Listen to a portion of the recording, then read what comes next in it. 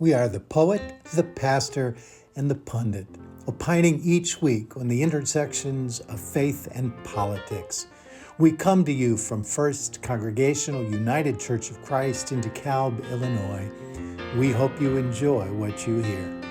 Thank you for listening. Come out again. Oops. Well, welcome everybody. We are back again. We are the poet, the pastor, and the pundit, opining as we are wont to do on the intersection of faith and politics. And we're glad that you are with us here today. Becky, how you doing this week? Excellent. Excellent. Excellent. Given everything. Yeah, there's a lot to be given. Yeah.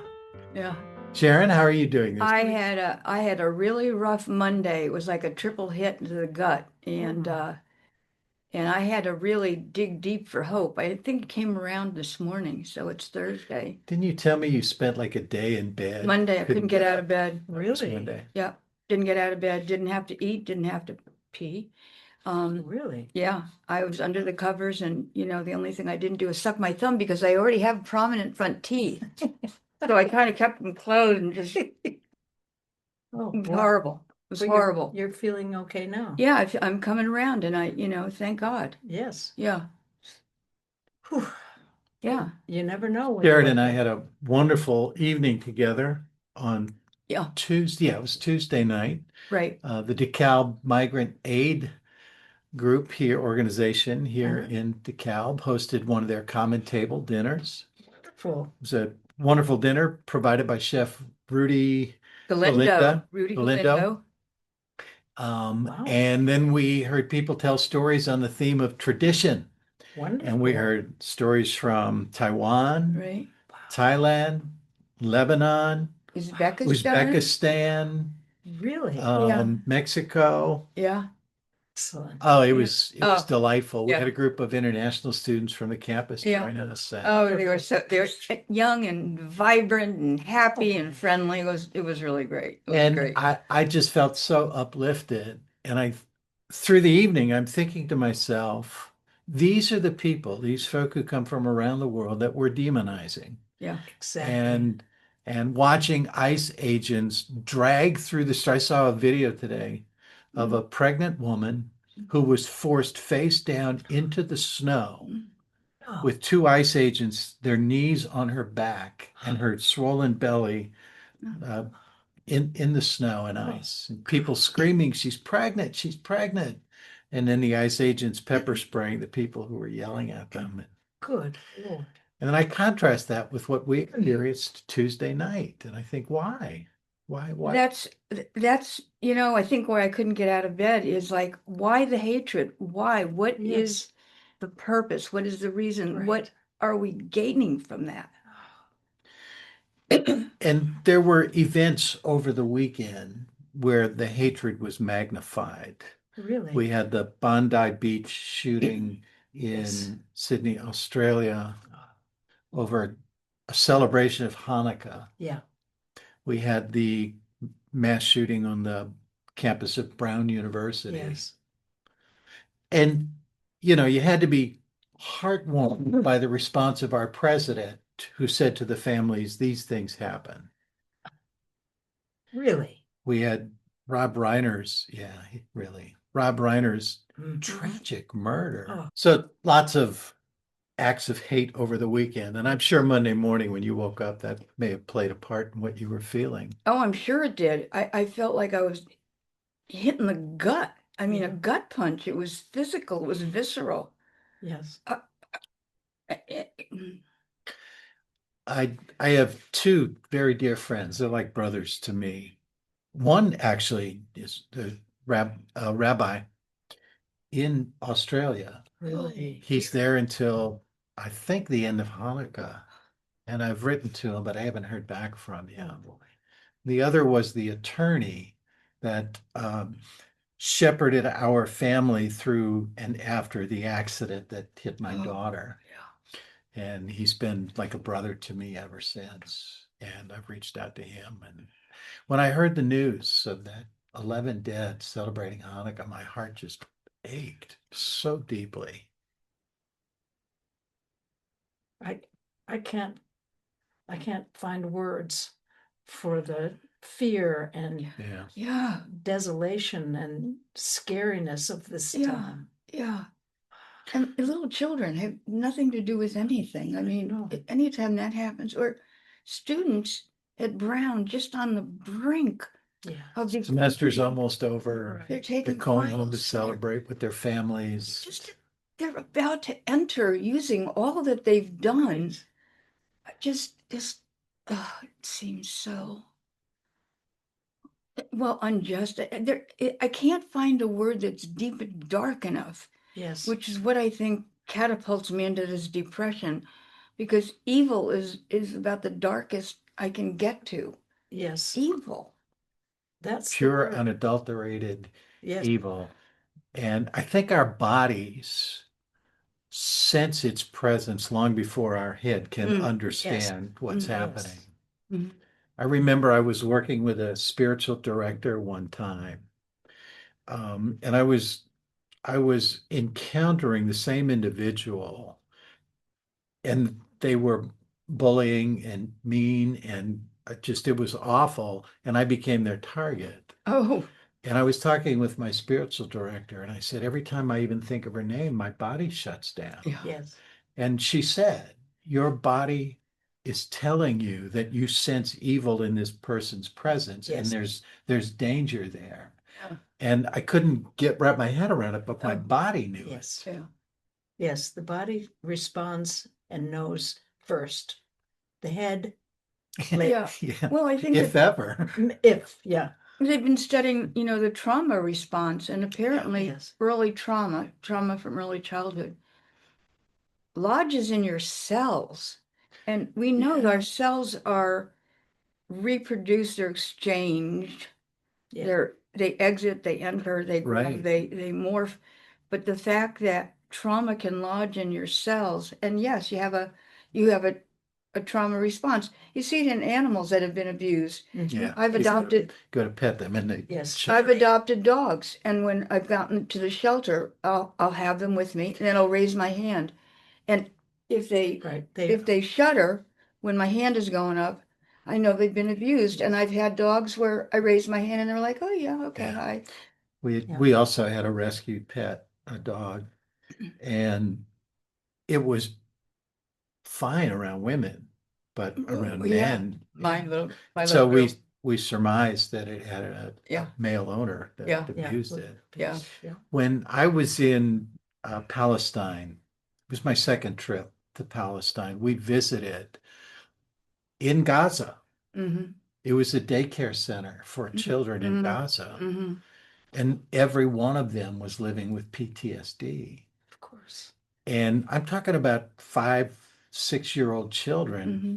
And the entire day in this school was structured around reconfiguring memory so that their body doesn't Mhm. respond to the trauma that is just it's Mm-hmm. in their bones. Yes. And it was heartbreaking. And so they did this little thing for us where they all had these balloons, and they had taught them this little song, and they danced around with the balloons and sang. And you could see them experience some joy. And the teacher said, this is their day. We try to put smiles on their faces because their bodies have been triggered with trauma. Right. Oh boy. And that's the way it goes. The body experience is primary, and the head thinking part is secondary. But here's the thing. We've had the experience in our country of separation of families at the border. Yeah. And Yes. children were removed from their families, and they Right. were dispersed apparently across our country, and, Yeah. and we've lost touch with Yes. who, where, and when. Yeah. That's bad enough. It is bad enough. Sure is. Okay, but what I've thought about then and since, and now Gaza and other things, these traumatized children are going to grow up to be traumatized adults. Absolutely. So I won't be around. Becky, you probably won't be around. But younger people like Yeah. you are going to be faced with young adults and adults who are coming into being and into society trauma tricked, Triggered. triggered, Yes. trauma triggered. thousands of them, hundreds of thousands of them are going to be that way, looking at Yet their world. I understand why, as a country, we didn't examine this after 9/11, but 9/11 is what generations of triggering trauma results in. Yes, And we can talk about October 7th in Israel Right, and how horrible that was. right. But that's what generations of triggering trauma is going to produce over and over and over Yes. again, which is why you hear me constantly preaching about peace and love. Mm. It is the only way out of this. yes. And I've done a lot of my research, both as a college student and then postgraduate, has to do with understanding what is commonly called postmodernity. And we talk about triggering trauma in individual events like the Bondi Beach shooting. We could talk about Columbine and what that started. Mm, Well, but the day that those two atomic bombs fell on Hiroshima and Nagasaki, Mm. the entire world had a trauma trigger. Exactly. And whatever we think about in terms of what that trauma triggers in our bodily cells happened when those atomic bombs fell. The entire world was triggered. mhm. Yes, And think about from since that time. Now, prior to that, we had the First World War, which sent its own, the Second World War, which ended with those two bombs, the Vietnam War, God help us. 9/11, and mass shooting after mass shooting after mass Mhm. shooting. Right. This is in our bodies. Right. And it's shared by humanity. It's shared by humanity in a way that, the tragedy and trauma of World War I wasn't, because our communications are more visual and Yes. distributed Yeah, Vietnam brought the war into our living room. right into your living room. And I told the story about us watching the TV, and they would announce this many killed, this Dead. many missing in action, Yeah. And I would sit, my husband was over there, and I was living with his family, and we'd be glued to the TV. Yes. Do we see him? Do we see any of his friends? Do we know? What does he look like? What would he be wearing? Where would he be? And being on edge. Yes. And that didn't go, for me, that didn't go away. Right. This is what I'm teaching at the Lifelong Learning Center at NIU in January. It's a 6-week course on postmodernity and what shifted because of all of this that we're talking about. But are you also going to talk about what can be done? Yes. Yeah. That's what everybody's asking. What do we Yes, do? What do we do? What do we do? Not just what do we do inside ourselves, Yet but what can we do to bring some I will hope talk and about some that. peace? And there are pathways being created as we speak about Really? this. And I don't want to give my, Yeah. Give it away. but one of the concepts being talked about now, it hasn't taken hold fully, is metamodernity. So postmodernity is just language that means we're past the age of modernity. We know that that Right. has ended, and it ended when those two bombs fell in Hiroshima and Oh, God Nagasaki. help us. It was ending, but that ended it. To say postmodernity means we're on the other side of that, but we don't know what it is. And one of the concepts being posed is metamodernity. And one of the key concepts of the metamodern world is what they call intersectionality. And it's reshaping pedagogy, and it's reshaping metaphysics and epistemology, and we'll talk about what all of that means, Yeah, good. through the lens of intersections. So all of modernity was shaped through the lens of a single paradigm, and that was white male heteronormativity, right? Okay. Colonialism and patriarchy and misogyny at its worst. Mhm. Intersectionality looks at the oppressive, marginalized communities of women, of people of color, of indigenous populations, of Right. children, of the aging, and says when those marginalized communities understand the intersection of their pain, we create a new world. That's Um, interesting. Right. And one of the brilliant tactics of colonial empires was not only to sectionalize Mhm. all of that, Mhm. Right. but to convince every one of them that their enemies are not the multi-billionaire Right. white people, Right. but the slaves are your enemies, the immigrants are your enemies, the feminists are your enemies, Right. Yeah, Right. yeah. the Latinistas are your enemies, So you keep people scared Right. and separated, and separated. divide and And conquer. Yes, yeah, exactly. so much for a rising and an So opposition. intersectionality is the paradigm that is the pathway through that, and that's what we'll be talking about. Say it again, Intersectionality. Yeah, Okay. And it's a pathway how?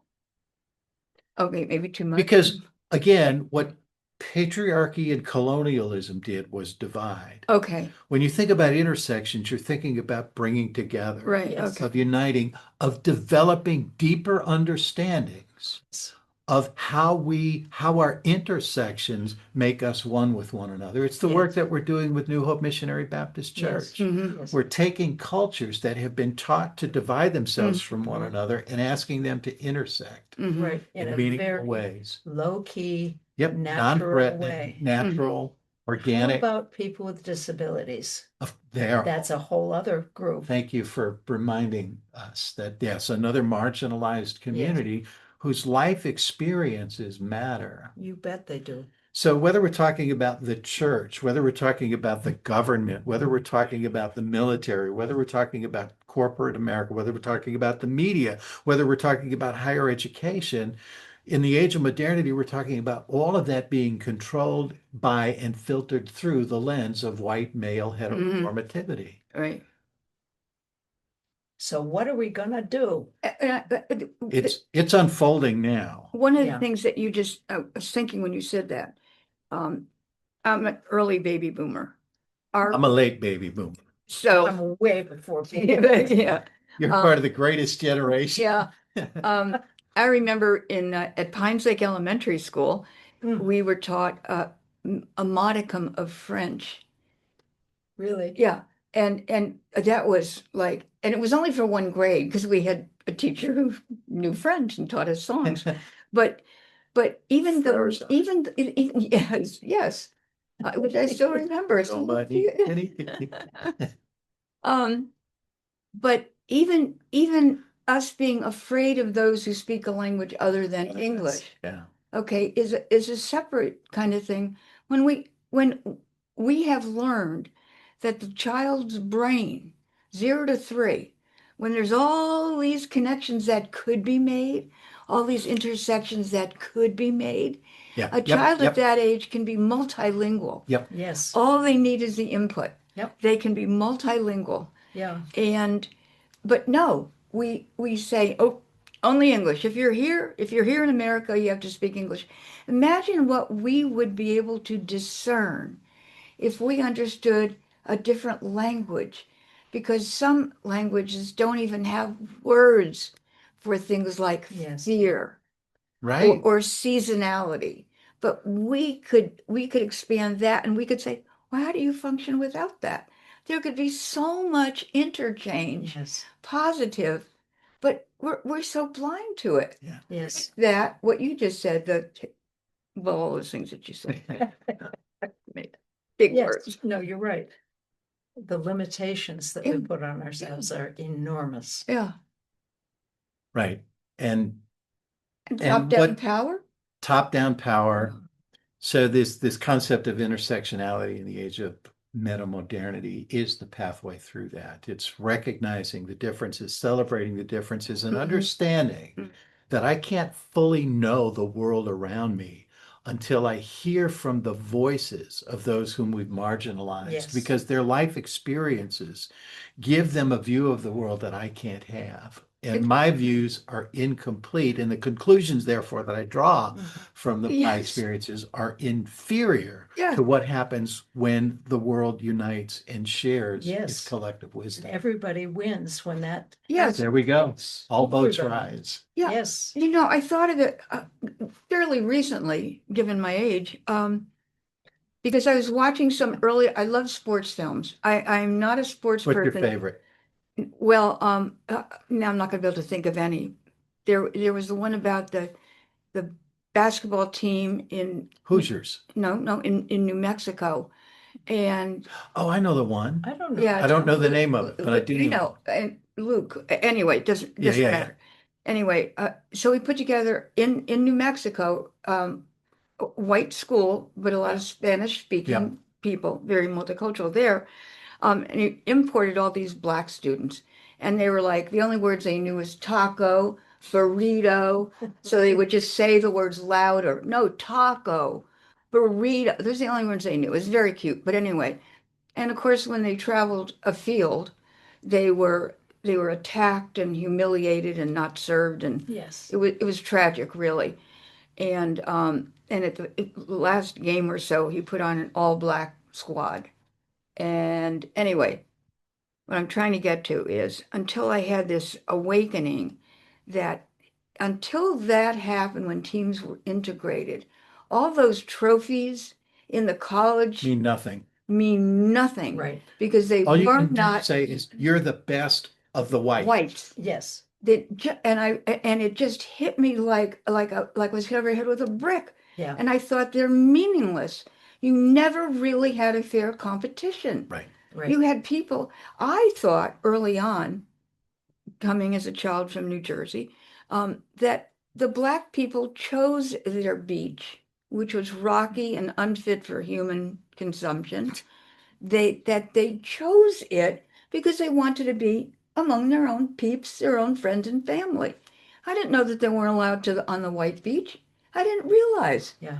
So I assumed because they were adults who had the power, they were making those decisions for themselves. Mhm. That's a huge coloration of your experience that, of course, you don't realize until you're older. Yeah, but it's get out there. understandable. Yes. It's like how we come to consciousness. Right. But we got to get that consciousness happening earlier in our lives. Yeah, and going back to my lectures in January on Yeah. postmodernity, um, what began to happen after those bombs fell in two world wars and Vietnam was what is now referred to as deconstructive work. Right. Mm. Taking the pillars that were built by white patriarchy and interrogating everything Mhm. and deconstructing it. Mhm. And for the second half of the 20th century and maybe the first decade or so in the 21st century, that work of deconstruction, that was the work. And then it finally dawned on us, it's one thing to deconstruct.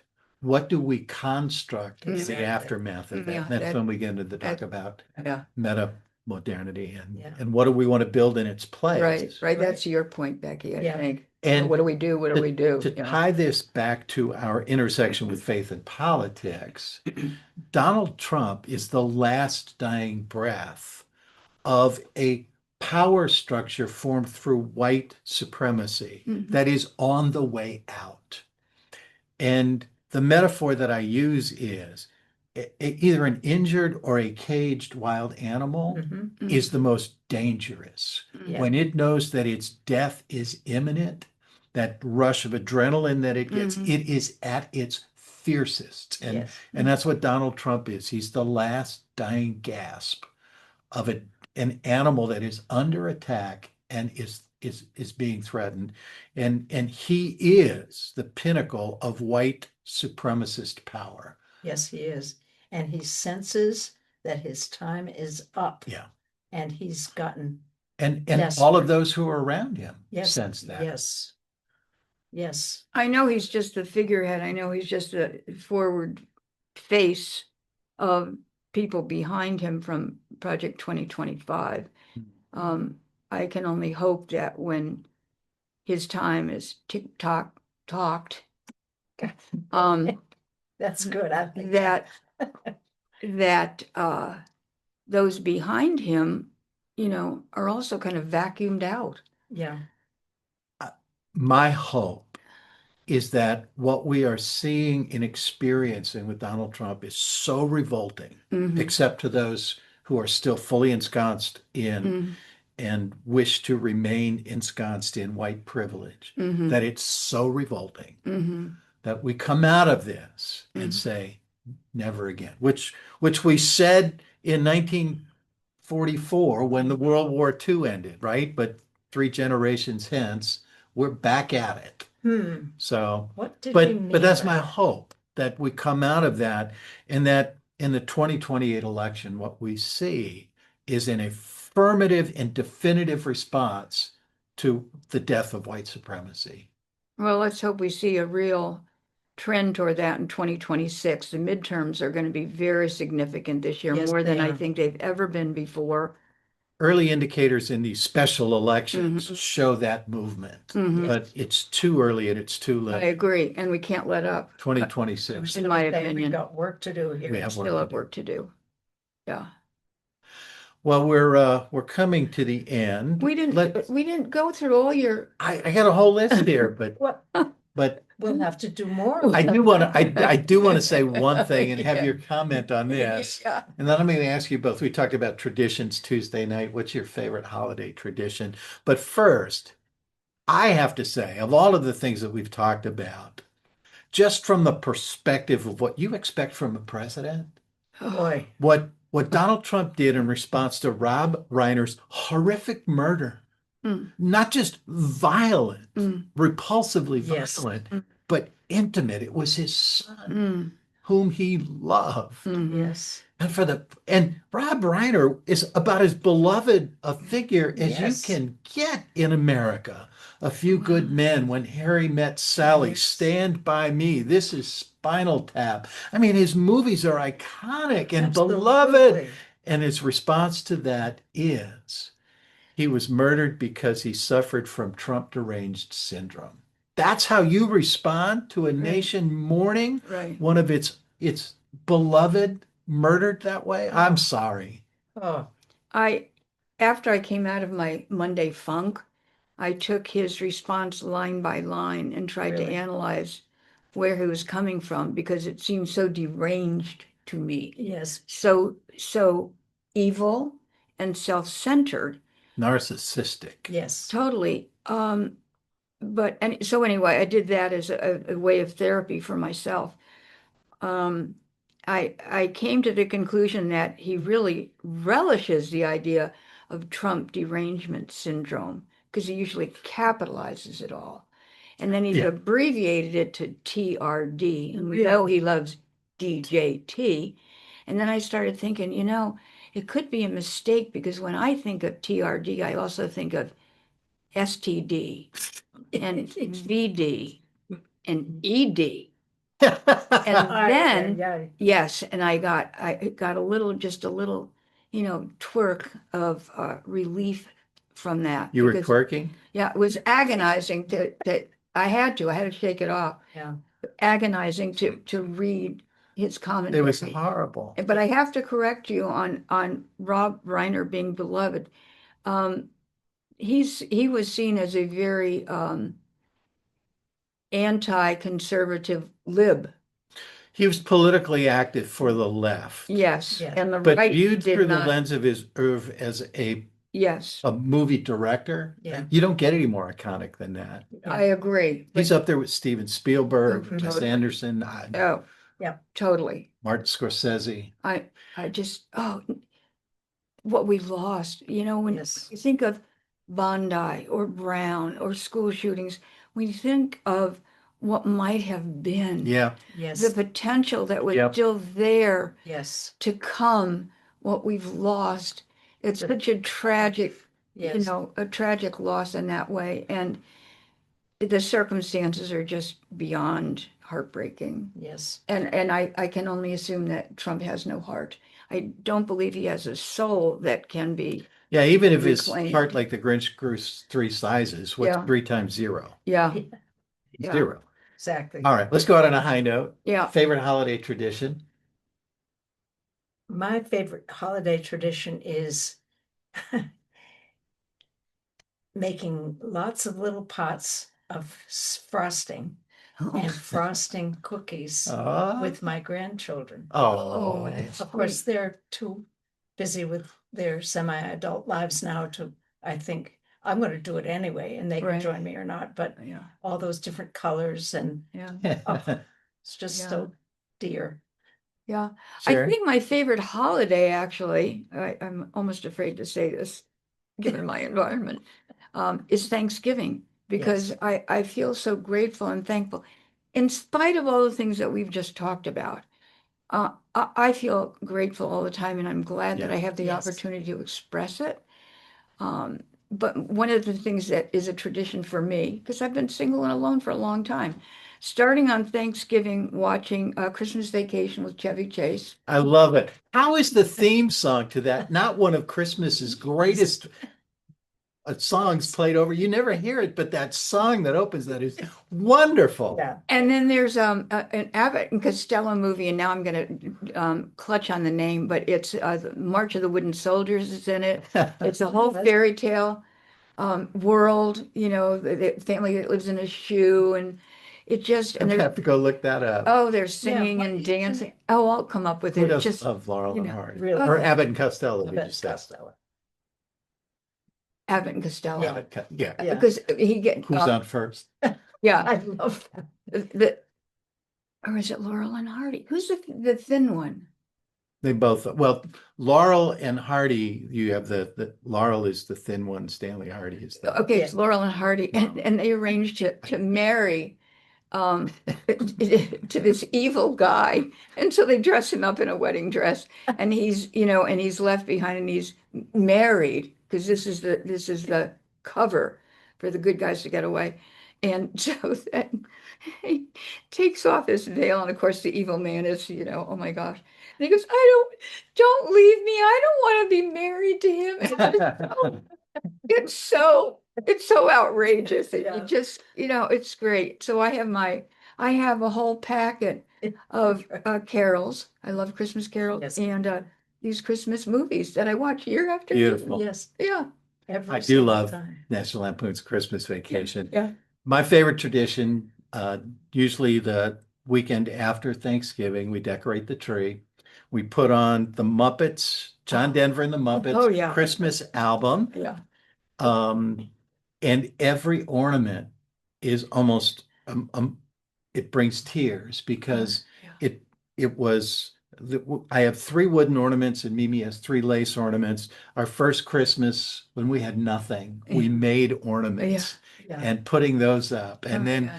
gifts that members of the family or from my church family gave to me, just some of whom are no longer living. It was the first time I put up my ornaments that my mom gave me. Mhm. And she was still living at the time, but we knew that it would be Mhm. the last Mhm. time. And so hanging them next year we play that, drink some eggnog. Oh, yeah. And it's just, that's my favorite Yeah. Christmas. It's just so warm, and it's really loving and optimistic, hopeful. That's right. It's a time There's of great hope. hope. That's Yeah. So what rhymes with hope? Let me see. Yours- Can I stand slightly here? There you go. This is from the first go round. Never again. Corrected it. Here we go again. We want to thank you for joining us. We are the poet, the pastor, the pundit, opining on the intersection of faith and politics. And we probably won't be back next week since our taping day is Christmas. But look for us. And the week after that is New Year. So we'll be back again in the new year. Yes. We'll miss you, but be well.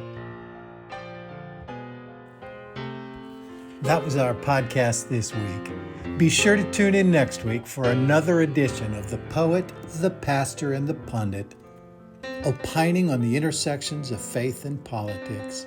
Thank you for listening.